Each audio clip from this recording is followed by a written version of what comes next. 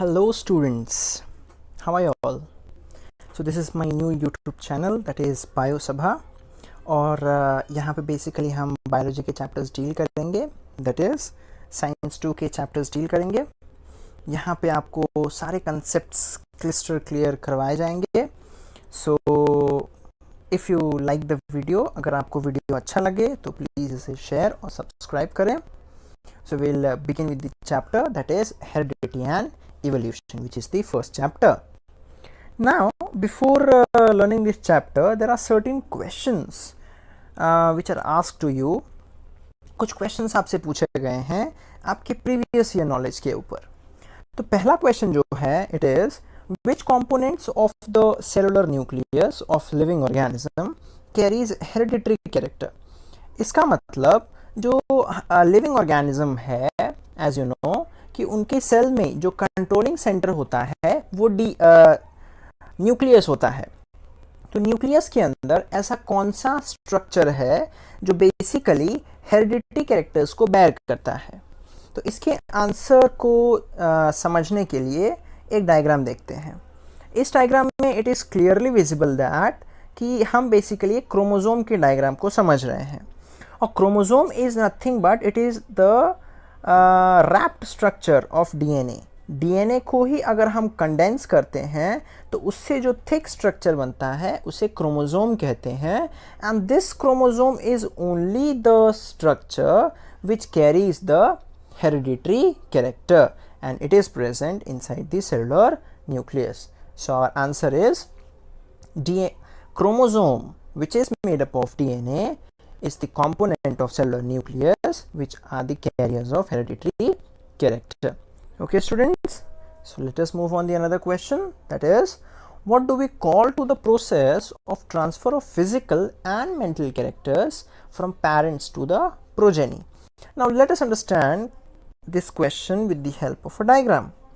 तो इस डायग्राम में आप देख सकते हैं कि जब male partner and female partner reproduce करते हैं तो उनका जो प्रोजेनी होता है मींस बच्चा, उनमें वो कुछ मेंटल और फिजिकल कैरेक्टर ट्रांसफ़र करते हैं। तो उस ट्रांसफ़र की प्रोसेस को हम क्या कहते हैं? तो उस ट्रांसफ़र की प्रोसेस को हम कहते हैं heredity. So your answer is heredity. Now the third and very important question is which are the components of the DNA molecule. So as we know that DNA molecule is a very giant structure, it is a complex structure और वो बना हुआ होता है nucleotide से। So DNA molecules are made up of nucleotides and it is very much clear from this diagram that nucleotides तीन चीज़ों से बना हुआ होता है, that is nitrogenous base, sugar and phosphate group। तो न्यूक्लियोटाइड्स जिससे डीएनए मॉलिक्यूल्स बने हुए होते हैं वो इटसेल्फ नाइट्रोजनस बेस, शुगर और फॉस्फेट ग्रुप से बना हुआ होता है। सो चलिए देखते हैं। DNA has a complex structure and DNA molecule is itself built of monomers which are called as nucleotides, जैसे कि हम इस डायग्राम में देख सकते हैं। और न्यूक्लियोटाइड्स के फिर हमने तीन पार्ट्स देखे हैं जिससे वो बने हुए होते हैं। The first one is nitrogenous base, the second one is deoxyribose sugar and the third one is phosphate group. So एक एक करके जानते हैं। ये जो नाइट्रोजनस बेस है वो बेसिकली डीएनए में हमें चार टाइप्स के देखने के लिए मिलते हैं। The first one is adenine, the second one is guanine, the third one is thymine and the last one is cytosine. इस डायग्राम में आपको एक एक्स्ट्रा स्ट्रक्चर भी दिख रहा होगा, इट इज़ ऑफ यूरासिल। तो ये ध्यान रखेंगे कि यूरासिल जो है ये आरएनए में हमें मिलता है, डीएनए में नहीं मिलता है। Then the next one is the sugar and it is basically the pentose sugar. Now इसे पेंटोज शुगर क्यों कहा गया है? यहाँ पे द वर्ड पेंट मतलब होता है पाँच, क्योंकि इस शुगर में 5 कार्बन है। एज यू कैन सी 1 2 3 4 5, इसमें 5 बेंड एंड्स आपको देखने के लिए मिल सकते हैं। तो इसमें 5 कार्बन है, हेंस द नेम पेंटोज। और क्योंकि ये डीएनए में शुगर पाया जाता है इसे हम डीऑक्सीराइबोस शुगर कहते हैं। and the last and the very important is the phosphate group. So nucleotides में हमें 3 चीज़ें देखने के लिए मिलती है, that is nitrogenous base, pentose sugar and the phosphate group. Okay students? Okay, let us proceed to the another part. Now आपके chapter का नाम है हेरिडिटी एंड इवोल्यूशन. तो the word heredity is explained here. Heredity का मतलब क्या होता है कि transfer of characters, that is the biological characters, एक जनरेशन से दूसरे जनरेशन में जब उसका ट्रांसफर होता है. सी हियर मदर और फादर एक जनरेशन को रिप्रेजेंट करते हैं और बच्चे को हम सेकेंड जनरेशन रिप्रेजेंट करते हैं. तो जब मेल और फीमेल रिप्रोड्यूस करते हैं तो नेक्स्ट जनरेशन को कुछ बायोलॉजिकल कैरेक्टर्स ट्रांसफ़र होते हैं जीन्स के फॉर्मेट में. इसे ही हम कहते हैं heredity. So what does heredity means? Transfer of biological characters from one generation to the another via genes is called as heredity. Okay students, now we'll talk about certain important scientists in this field which जो आपकी books में दिए हुए हैं और ये potential questions हैं exam के. So pay attention students. सबसे पहले जिस साइंटिस्ट के बारे में आपको बताया गया है, he is the Gregor Johann Mendel. Gregor Johann Mendel के बारे में ये बताया गया है कि ये सबसे पहले साइंटिस्ट्स में से थे जिन्होंने मॉडर्न जेनेटिक्स की खोज में अपना योगदान दिया था. यस, उन्होंने around the period of 1886 it tooks a long time for him to understand the conclusion of his research about heredity.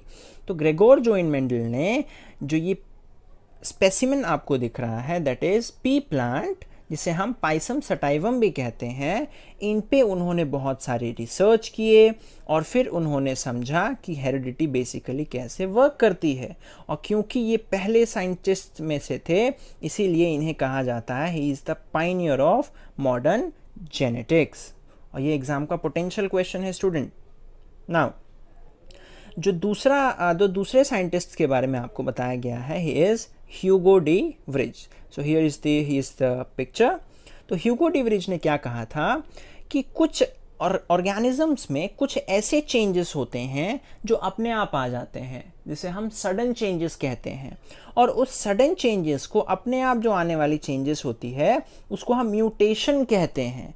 तो सबसे पहली बार म्यूटेशन के बारे में हमको ह्यूगो डी व्रिज ने बताया था. Hence, mutational theory was given by Hugo de Vries in 1901. Okay, so this was the second scientist. And the third and very important one, in 1902, Walter Sutton observed the paired chromosome. Now, he is the scientist, Walter Sutton. इन्होंने सबसे पहली बार इन pad chromosomes को देखा था और इन्होंने grasshopper के cells में बेसिकली इसे देखा था. So as you can see here, इन्होंने सबसे पहली बार पैड क्रोमोसोम ग्रास हॉपर के सेल्स में देखा था और ये सबसे पहले साइंटिस्ट थे जिन्होंने क्रोमोसोम को देखा था. तब तक क्रोमोसोम के बारे में किसी को कुछ पता नहीं था. So here remember the name, कि उन्होंने सबसे पहली बार कौन से ऑर्गेनिज्म के अंदर उसे देखा था, दैट इज क्रोमोसोम को. Now research started in the direction of finding the nature of genetic material when it was proved that genes are carried via chromosome. उसके बाद क्या हुआ, जब वॉल्टर सटन ने क्रोमोसोम्स की डिस्कवरी की तो हम ढूंढने लगे कि बेसिकली क्रोमोसोम्स का क्या यूजेस है, वो क्यों न्यूक्लियस के अंदर पाए जाते हैं. तो जो रिसर्च हुए उससे ये पता चला कि जो क्रोमोसोम्स होते हैं they are made up of DNA. वो पूरे डीएनए से बने होते हैं और डीएनए के कुछ पार्ट्स को हम जीन्स कहते हैं. As you can see here, DNA जो होते हैं वो जीन से बने हुए थे. तो बहुत सारे जीन्स मिलकर एक डीएनए बनाते हैं और बहुत सारे डीएनए मिलकर क्रोमोसोम्स को बनाते हैं. Is it clear students? क्या आपको डिफरेंस जीन्स, डीएनए और क्रोमोसोम के बीच में पता चला? तो जो बहुत सारे रिसर्च हुए उससे हमें ये पता चला कि जो जीन्स होते हैं वो क्रोमोसोम्स ही कैरी करते हैं. Okay, now the next thing is other scientists, that is in 1904 तीन साइंटिस्ट ने, वो थे Oswald Avery, Maclyn McCarty and Colin MacLeod. इन तीनों ने मिलकर ये बताया कि जितने भी लिविंग ऑर्गेनिजम्स होते हैं उनमें से अगर हम वायरसेस को छोड़ दें तो सभी के अंदर DNA as a genetic material होता है। यहाँ पे खास बात जो ध्यान रखनी है, वायरसेस के अंदर डीएनए जेनेटिक मटेरियल नहीं होता है। सो आपको ये ध्यान रखनी है बातें कि जो तीन साइंटिस्ट थे, Oswald Avery, Maclyn McCarty and Colin MacLeod, इन तीनों ने ये बताया कि DNA is a genetic material in all the creatures except viruses. Yes. Now, in 1961, अब कुछ और साइंटिस्ट के बारे में आपकी बुक में डिस्कस किया हुआ है। 1961 में French geneticist Francis Jacob, here is the picture, Francis Jacob and Jacques Monod, इन्होंने सबसे पहली बार प्रोटीन सिंथेसिस के बारे में बताया। इसके बारे में हम अपने आगे वाले स्लाइड्स में डिस्कस करेंगे प्रोटीन सिंथेसिस के बारे में। तो इन्होंने सबसे पहली बार प्रोटीन सिंथेसिस के बारे में बैक्टीरियल सेल में बताया कि, और जो प्रोटीन सिंथेसिस के लिए रिस्पॉन्सिबल होता है, इन्होंने बताया कि वो डीएनए होता है। Hence for the process of protein synthesis with the help of DNA in bacterial cell. तो इन्होंने सबसे पहली बार बताया कि प्रोटीन सिंथेसिस बैक्टीरियल सेल में डीएनए की मदद से होता है। It helps to uncover the genetic codes hidden in the DNA. हमारा DNA बहुत इंपॉर्टेंट मॉलिक्यूल है और उसके अंदर जो कोड्स होते हैं, उसके अंदर जीन्स जो प्रेजेंट होते हैं, they are basically present in the coded format. As you can see here, हमारे DNA के अंदर कोडेड फॉर्मेट में जीन्स प्रेजेंट होते हैं। इसीलिए क्योंकि ये जीन्स के कोड्स हैं, हेंस इसे हम जेनेटिक कोड कहते हैं। Now the next thing, thereby the technique of recombinant DNA technology emerges, which has vast scope in the field of genetic engineering. अब जब रिसर्च आगे बढ़ी, जब हमने बहुत कुछ सीखा, जब हमने ये डिस्कवर किया कि जीन्स, जेनेटिक कोड्स प्रेजेंट होते हैं जीन्स के ऊपर और जिसका इस्तेमाल हम बहुत सारे काम के लिए कर सकते हैं, उन्हीं में से एक काम है रिकॉम्बिनेंट डीएनए टेक्नोलॉजी। अब ये होता क्या है, एक लेट छोटा सा ब्रीफ देखते हैं। सपोज ये एक ह्यूमन सेल है, तो ह्यूमन सेल के अंदर से हम जीन का एक पार्ट निकालते हैं और बैक्टीरियल सेल के अंदर से उसका एक जीन का पार्ट निकालते हैं। अब करते क्या है, बैक्टीरियल सेल की जीन से, बैक्टीरियल सेल की डीएनए से हम जीन का एक टुकड़ा काट कर बाहर निकाल देते हैं और ह्यूमन जीन को उसमें ऐड कर देते हैं। तो अब होता क्या है, रिजल्टेंट जो होता है वो बैक्टीरियल प्लस ह्यूमन, ये दोनों का कॉम्बिनेशन हो जाता है और उसे हम फिर से बैक्टीरियल सेल में डाल देते हैं। फिर से रिपीट करते हैं एक बार। सबसे पहले एक ह्यूमन सेल था, ह्यूमन सेल से हमने उसके जीन को निकाला, बैक्टीरियल सेल से हमने उसको एक जीन को निकाला, उसके बैक्टीरियल सेल के जो डीएनए था उसको हमने कट किया, एक हिस्सा काट कर निकाल दिया, ह्यूमन जीन को उस हिस्से में जोड़ दिया, जोड़ने के बाद जो स्ट्रक्चर बना उसे हमने फिर से बैक्टीरिया के अंदर डाल दिया। इसे ही हम कहते हैं रिकॉम्बिनेंट डीएनए टेक्नोलॉजी, जो कि जेनेटिक इंजीनियरिंग के अंदर आता है। Is it clear students? So अब जो हेरिडिटी के बारे में हम पढ़ रहे हैं, तो the science of heredity is useful for what all, कौन से किस काम के लिए वो बेसिकली हमारे आता है, और ये भी एक अच्छा क्वेश्चन है एग्जाम पॉइंट ऑफ व्यू। सो पहला है diagnosis, treatment and prevention of hereditary disorders. कुछ ऐसी बीमारियां होती है जो ग्रैंड पेरेंट्स से हमारे फादर मदर को हो जाती है या फादर मदर से फिर आगे ट्रांसफ़र हो सकती है, जिसे हम कहते हैं कि वो बेसिकली हमारे फैमिली में एक के बाद एक सबको होती रहती है और वो ट्रांसफ़र बेसिकली होते रहता है, because it is like a character which is transferring. वो एक ऐसा कैरेक्टर है जो कि parents to parent basically transfer होता है, हेंस उसको हम हेरिडिटरी डिसऑर्डर कहते हैं। तो इस टेक्निक से हम पता लगा सकते हैं कि बेसिकली वो बीमारी हमारे अंदर आई है या नहीं। अगर आई है तो उसे हम ट्रीट कैसे करें, उससे हम बचे कैसे। तो ये पहला यूज़ हो गया। दूसरा, हम हाइब्रिड वैरायटीज़ ऑफ एनिमल्स और प्लांट्स को बना सकते हैं। अब हाइब्रिड वैरायटीज़ बनाने से फ़ायदा ये होता है कि हमें प्रोडक्शन ज़्यादा बेहतर मिलता है। एज यू कैन सी यहाँ पे कुकुम्बर के साइज़ जो नॉर्मल है वो कितने छोटे हैं, और जो कुकुम्बर जो हाइब्रिड वैरायटी है वो कितने लार्ज साइज़ के हैं। तो एज हाइब्रिड वैरायटी से हमें प्रॉफिट होता है, तो इस टेक्निक से हम हाइब्रिड वैरायटीज़ को भी कल्टिवेट कर सकते हैं। Now the third thing is, अब पिछले साल जैसे 9th स्टैंडर्ड में आपने पढ़ा होगा कि बहुत एक माइक्रोब होता है जिसे हम ईस्ट कहते हैं। उस माइक्रोब का इस्तेमाल हम इथेनॉल बनाने के लिए करते हैं, विच इज़ एन अल्कोहल। सो हम इंडस्ट्रियल लेवल पे माइक्रोब्स का भी यूज़ कर सकते हैं अगर हमें हेरिडिटी के बारे में पता है। Okay students, this is one of the potential question of the exam. ये आपके एग्ज़ाम में आ सकता है question. So if you are liking, अगर आपको वीडियो समझ में आ रहा है तो इसे लाइक करें, सब्सक्राइब करें और अपने फ्रेंड्स के साथ शेयर भी करें। सो let us proceed. Now the question is, sketch and explain the structure of DNA and various types of RNA. तो सबसे पहले हम डीएनए का स्ट्रक्चर देखते हैं। एज यू कैन सी, आप बेसिकली इसे बना सकते हैं और ये एग्जाम में आ सकता है डीएनए का स्ट्रक्चर बनाने के लिए। And you can see here कि जो नाइट्रोजनस बेस होते हैं ये बेसिकली हमें 4 टाइप के देखने के लिए मिलते हैं। They are adenine, thymine, guanine and cytosine. So जैसा यहाँ पे डायग्राम बनाया गया है वैसा बनाइए, एज वेल एज लेबलिंग कीजिए, you will get the full marks. Okay, so this is the another diagram. So now let us talk about the various types of RNA. अब आपने 9th स्टैंडर्ड में पढ़ा था कि RNA बेसिकली 3 टाइप्स के होते हैं। It is messenger RNA। अब इसको मैसेंजर RNA क्यों कहा? क्योंकि ये मैसेज कैरी करता है, hence it is called as messenger RNA। The next one is transfer RNA।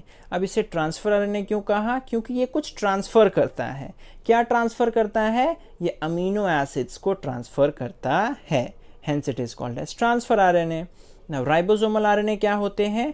ऐसे आरएनए जो राइबोसोम्स के अंदर पाए जाते हैं उसे हम राइबोसोमल आरएनए कहते हैं। So the various types of RNA कौन कौन से हो गए? Messenger RNA, transfer RNA and ribosomal RNA. So let us proceed. Explain the meaning of genetic disorders and give name of some disorders. कुछ genetic disorders के बारे में बताइए। तो जेनेटिक डिसऑर्डर्स क्या होते हैं? बेसिकली ये ऐसी बीमारियां होती है जो पूरे शरीर में हो सकती है। It is caused in whole और in a part by change in a DNA sequence from the normal sequence. देखिए इसे डायग्राम की मदद से समझते हैं। तो हुआ क्या इसमें कि सब ये ब्लूइश स्ट्रक्चर है ये नॉर्मल सीक्वेंस है, और जो ये येलोइश सीक्वेंस दिखाए गए हैं ये एबनॉर्मल सीक्वेंस है। ये basically abnormal sequence abnormal information को भेजते हैं, तो वो सही इन्फॉर्मेशन डीएनए से निकलती नहीं है। अगर सही इन्फॉर्मेशन डीएनए से नहीं निकलती है उसके कारण हमें जो बीमारी हो जाती है उसे हम कहते हैं जेनेटिक डिसऑर्डर्स। यहाँ पे क्या हुआ? डीएनए के सीक्वेंस में कुछ चेंज आया। क्यों चेंज आया? बहुत सारी इसके रीजन है जिसकी वजह से चेंज आता है, इसके बारे में हम आगे डिस्कस करेंगे। इस चेंज के कारण जो बीमारी हो जाती है उसे हम जेनेटिक डिसऑर्डर कहते हैं। अब जेनेटिक डिसऑर्डर्स कौन कौन से हैं? तो सबसे पहले one of the famous one is the sickle cell anaemia. अब सिकल सेल एनीमिया में क्या होता है? जो हमारा आरबीसी होता है नॉर्मल वो राउंड शेप का होता है, लेकिन सिकल सेल एनीमिया में जेनेटिक डिसऑर्डर में होता ये है कि जो आरबीसी होता है वो सिकल शेप का हो जाता है। अब सिकल बेसिकली क्या है? ये एक एग्रीकल्चरल टूल है, दैट इज़ एग्रीकल्चर प्रैक्टिसेस में बेसिकली आप लोग को पता होगा, जो बेसिकली फार्मिंग के साथ रिलेटेड हैं उनको ये पता होगा कि इसे सिकल कहते हैं। अब ये जो आरबीसी है ये इस सिकल जैसा दिखता है, हैंस इसे हम कहते हैं sickle cell anaemia. The word anaemia means, क्योंकि जो आरबीसी है, अब यहाँ पे आरबीसी सर्कुलर है, यहाँ पे आरबीसी सिकल शेप का हो गया है, तो यहाँ जो आरबीसी प्रेजेंट है नॉर्मल वाला वो ज़्यादा ऑक्सीजन कैरी करता है, लेकिन सिकल सेल वाला कम ऑक्सीजन कैरी करता है। और अगर ऑक्सीजन कम कैरी हो रहा है हमारे बॉडी में तो प्रॉब्लम हो जाएगा, और उसी प्रॉब्लम को हम एनीमिया कहते हैं। और क्योंकि ये एनीमिया सिकल सेल जैसे आरबीसी के कारण हुई है, इसीलिए इसे हम सिकल सेल एनीमिया कहते हैं। Now the next disorder is the phenyl ketonuria, और ये जो बीमारी होती है ये बेसिकली लिवर्स में हमें देखने के लिए मिलती है, लिवर के साथ ही रिलेटेड है। अब यहाँ पे एक बेबी का पिक्चर इसलिए दिखाया गया है क्योंकि एज ये एक जेनेटिक डिसऑर्डर है, तो जब से बच्चा जो sickle cell anaemia as well as phenylketonuria दोनों जेनेटिक डिसऑर्डर है, तो जब से वो बच्चा बॉर्न होगा और जब तक वो मरेगा तब तक वो बीमारी उसे रहेगी, उसे ट्रीट फिलहाल अभी हम नहीं कर सकते हैं। Okay students, now the next thing is with the help of RNA, the genes present in the form of DNA participate in the functioning of the cell and thereby controls the structure and functioning of the body. अब देखिए इस image से clear करते हैं। देखो, DNA is a very important molecule and as DNA जो बहुत ज़्यादा ज़रूरी मॉलिक्यूल है वो न्यूक्लियस के अंदर प्रेजेंट होता है, और ये इतना इम्पॉर्टेंट है कि ये सीधा सीधा न्यूक्लियस से बाहर नहीं निकलता है, इसके ऊपर जीन्स प्रेजेंट होते हैं। डीएनए के ऊपर जीन्स प्रेजेंट होते हैं, लेकिन जो डीएनए होता है क्योंकि उसे पूरे सेल को कंट्रोल करना होता है, तो उसको जो मैसेज उस डीएनए के ऊपर जो जीन्स के फॉर्म में प्रेजेंट होते हैं उसे सेल के बाहर भेजना पड़ेगा क्योंकि उसे काम करना है। तो वो करता क्या है, डीएनए उस मैसेज को मैसेंजर आरएनए के थ्रू बाहर भेजता है, दैट इज न्यूक्लियस के बाहर भेजता है। तो डीएनए करता क्या है, डीएनए बेसिकली आरएनए की हेल्प लेता है मैसेज को सेंड करने में, हेंस उस आरएनए को हम कहते हैं मैसेंजर आरएनए। और वो मैसेज कहाँ तक जाता है, वो मैसेज जाते हैं बेसिकली प्रोटीन्स तक, और प्रोटीन्स का फॉर्मेशन होता है, और प्रोटीन्स बेसिकली कंट्रोल करते हैं हमारे डिफरेंट फंक्शंस को। लेकिन प्रोटीन को मैसेज किधर से मिला, आरएनए, देन आरएनए को मिला डीएनए से। सो जो जीन्स प्रेजेंट होते हैं डीएनए के ऊपर वो पार्टिसिपेट करते हैं with the help of RNA. Yes students, so okay, now information about protein synthesis is stored in the DNA. अब DNA को सब कुछ पता है कि बेसिकली प्रोटीन बनाना कैसे है, लेकिन DNA खुद तो बाहर जा नहीं सकता, इसीलिए वो क्या करता है, इसी के लिए वो आरएनए का फॉर्मेशन करता है, और आरएनए का फॉर्मेशन करने के बाद आरएनए न्यूक्लियस से बाहर जाता है साइटोप्लाज्म में, और वो प्रोटीन का फॉर्मेशन करवाता है। इसी को हम कहते हैं सेंट्रल डोग्मा। सेंट्रल डोग्मा का एक्चुअली मीनिंग होता है कि इंफॉर्मेशन का ट्रांसफ़र डीएनए से एमआरएनए और एमआरएनए से प्रोटीन होता है, इसी को हम कहते हैं central dogma. Is it clear students? So will proceed further. अगर आपको कोई भी डाउट आता है तो you can just ask the question in the comment box. So mRNA is produced as per the sequence of the nucleotides on DNA. अब देखिए होता क्या है, ये बेसिकली डीएनए के दो स्ट्रैंड्स हैं।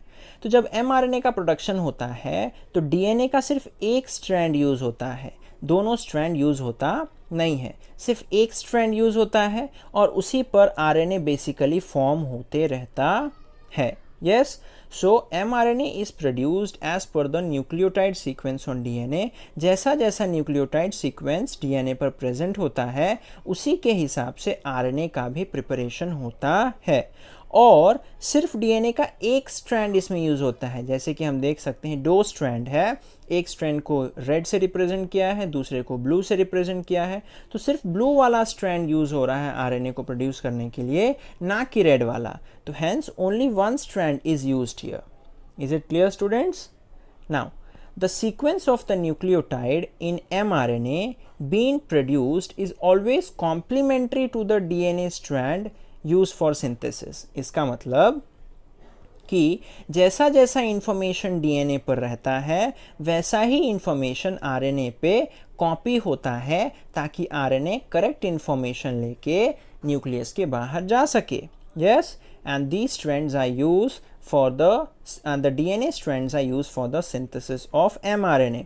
तो DNA के strands का यूज़ किया जाता है mRNA को प्रोड्यूस करने के लिए, और इसी प्रोसेस को हम क्या कहते हैं, ट्रांसक्रिप्शन कहते हैं। सो ट्रांसक्रिप्शन का मतलब होता है the process of RNA synthesis DNA के टेम्पलेट पर डीएनए की मदद से जो हम आरएनए को प्रोड्यूस करते हैं उसको हम ट्रांसक्रिप्शन कहते हैं। अब इस वर्ड को आप ऐसे समझ सकते हैं, ट्रांसक्रिप्शन में स्क्रिप्ट वर्ड है, तो बेसिकली डीएनए स्क्रिप्ट राइटिंग करता है, आरएनए को बेसिकली एक स्क्रिप्ट के फॉर्म में वो बेसिकली तैयार करता है। वो प्रोटीन सिंथेसिस कैसे कैरी होगा उसका वो एक स्क्रिप्ट बनाता है, hence it is called as transcription।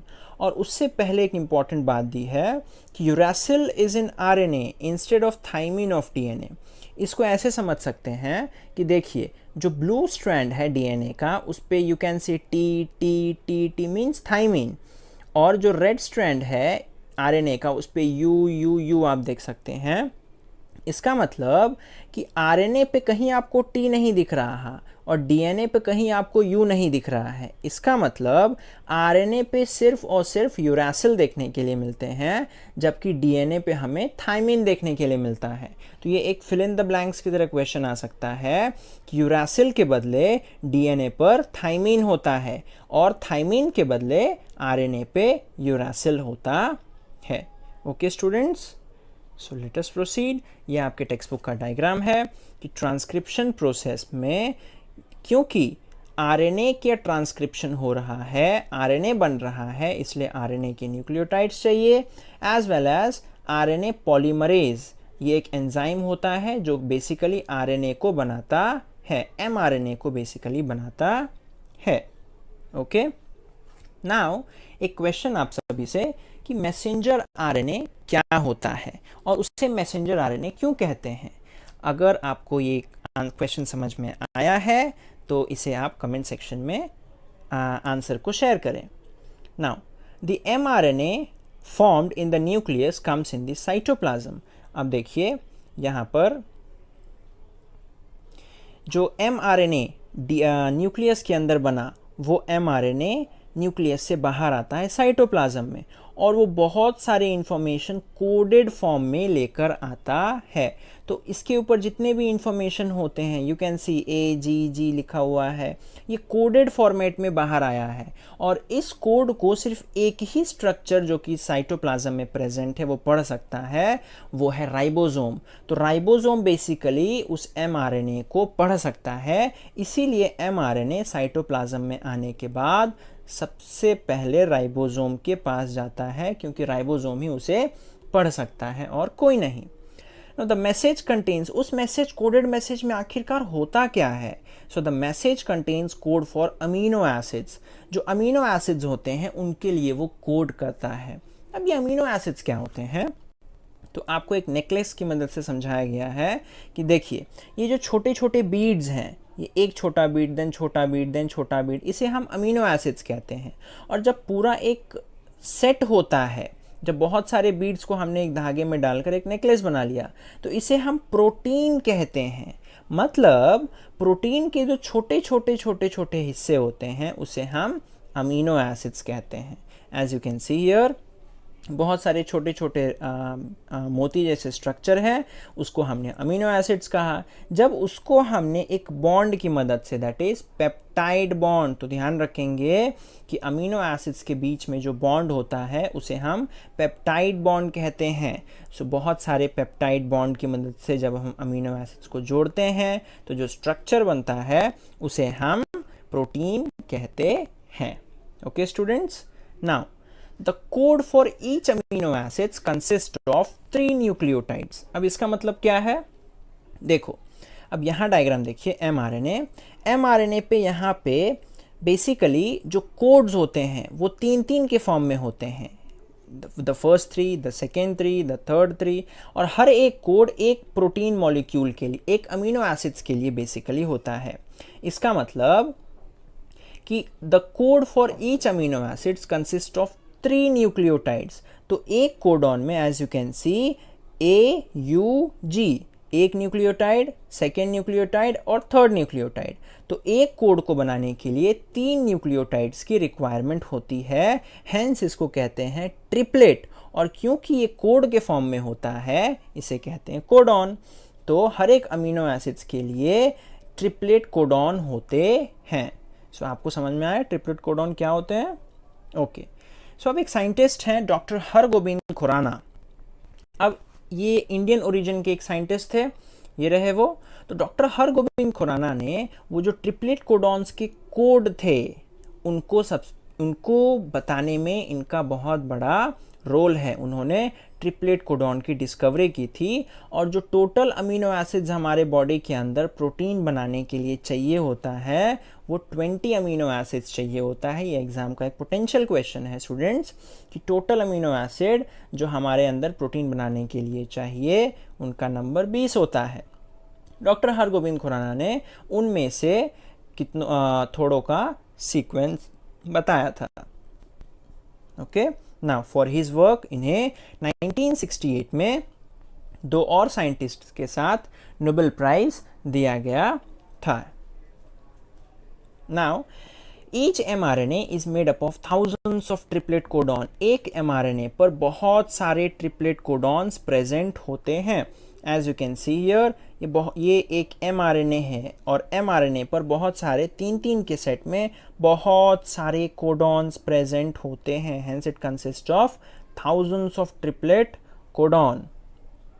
As per the message on mRNA, amino acids are supplied by the tRNA. अब इसका मतलब क्या है? देखो, जो भी मैसेज mRNA पर होता है उसे पढ़ता कौन है? उसे पढ़ने के लिए सिर्फ एक ही स्ट्रक्चर प्रेजेंट होता है साइटोप्लाज्म में, दैट इज राइबोसोम। राइबोसोम ही उसे पढ़ सकता है और उसे पढ़कर वो डिकोड करता है। जैसे फॉर एग्जांपल राइबोसोम के अंदर ये mRNA है, mRNA को वो पढ़ रहा है। पढ़ने के बाद वो उसका सल्यूशन ढूंढता है, उसका सल्यूशन प्रेजेंट होता है tRNA के ऊपर। यस, तो सपोज ये mRNA को सपोज ये राइबोसोम ने पढ़ा, सपोज इसने पढ़ा AUG, तो ये इसका आंसर ढूंढता है। जिस tRNA के पास इसका आंसर होता है वो उसे बुलाता है, बुलाने के बाद उसे उस सीक्वेंस पे वो जोड़ देता है। और जैसे ही वो उसे जोड़ता है, और आपको पता है कि tRNA का काम क्या है? कुछ ट्रांसफ़र करना, और वो क्या ट्रांसफ़र करता है? तो वो अमीनो एसिड्स ट्रांसफ़र करता है। तो जैसे ही वो उसके ऊपर जुड़ता है, वो प्रोटीन जो अमीनो एसिड्स वो लेकर आया रहता है, वो उन दूसरे अमीनो एसिड्स के साथ वो एक बॉन्ड का फॉर्मेशन करके जुड़ जाता है, and that bond is known as peptide bond. Yes, for this purpose, अब tRNA के पास जो आंसर होता है उस कोड का, उसको हम कहते हैं एंटीकोडॉन। mRNA पे जो स्ट्रक्चर्स हैं उसको हमने कहा कोडॉन, और जो tRNA पे स्ट्रक्चर होते हैं उसको हम कहते हैं anticodon. As it is clear from this diagram, देखिए यहाँ पे जो mRNA पे है वो कोडॉन, और कोडॉन का जो जवाब है दैट इज एंटीकोडॉन, जो कि tRNA पर प्रेजेंट होता है। Okay, now for this purpose tRNA has anticodon having complementary sequence, उसका answer to the codon on mRNA, this is called as translation। अब है क्या? जो राइबोसोम है वो बेसिकली उस कोडेड इंफॉर्मेशन को ट्रांसलेट कर रहा है in the form of amino acids, hence it is called as translation। yes students, now the amino acids brought in by tRNA is bonded together by a peptide bond with the help of rRNA। अब देखिए, ये जो ribosome है उसके अंदर rRNA होगा। क्यों? Because R, here the word R stands for ribosome. तो राइबोसोमल RNA जो राइबोसोम के अंदर होता है वो इन अमीनो एसिड्स के बीच में केमिकल बॉन्ड का फॉर्मेशन करता है, और that is peptide bond. Okay students, now ये आपके टेक्स्ट बुक का डायग्राम है, इसे ध्यान से देखिए किस प्रकार से राइबोसोम बेसिकली हेल्प करता है ट्रांसलेशन की प्रोसेस में। यस, यहाँ पर जो कुछ नाम दिए हुए हैं, फिनाइल एलेनाइन, मिथियोनिन, ये बेसिकली अमीनो एसिड्स के नाम है। ओके, सो अगर एग्जामिनर हार्ड क्वेश्चन बनाना चाहे तो वो आपसे कुछ अमीनो एसिड्स के नाम पूछ सकता है, तो आप बेसिकली ये नाम याद रख सकते हैं, फॉर 1 मार्क्स क्वेश्चन आ सकता है। और ये भी कि mRNA को बेसिकली tRNA बेसिकली क्या कैरी करता है? वो अमीनो एसिड्स कैरी करता है। Now during the process the ribosome keeps on moving from one end of mRNA to the another end by distance of one triplet codon. अब है क्या, just a minute, कि ribosomes basically move करता है एक and से दूसरे and पर। जो mRNA होता है वो mRNA मॉलिक्यूल को वो एक एक करके पढ़ता है, और जो कोड्स उसके ऊपर प्रेजेंट होते हैं उसको पढ़ कर वो tRNA को बुलाता है, और tRNA से वो पेप्टाइड बॉन्ड, tRNA से अमीनो एसिड्स को कॉल करता है और पेप्टाइड बॉन्ड बनाता है। इस प्रोसेस को हम कहते हैं ट्रांसलोकेशन। अब यहाँ इसका मतलब ये है कि राइबोसोम्स कंटिन्यूअसली अपना लोकेशन चेंज कर रहा है। वो एक कोडॉन को पढ़ रहा है, फिर वो आगे मूव कर रहा है, एक कोडॉन को पढ़ रहा है, फिर आगे मूव कर रहा है। Hence it is called as translocation. So this is the last slide students. अब हम अपने नेक्स्ट लेक्चर में कंटिन्यू करेंगे। ओके, अगर आपको कोई भी डाउट है और जो क्वेश्चन मैंने पूछे हैं उसका आंसर आप कमेंट सेक्शन में दें।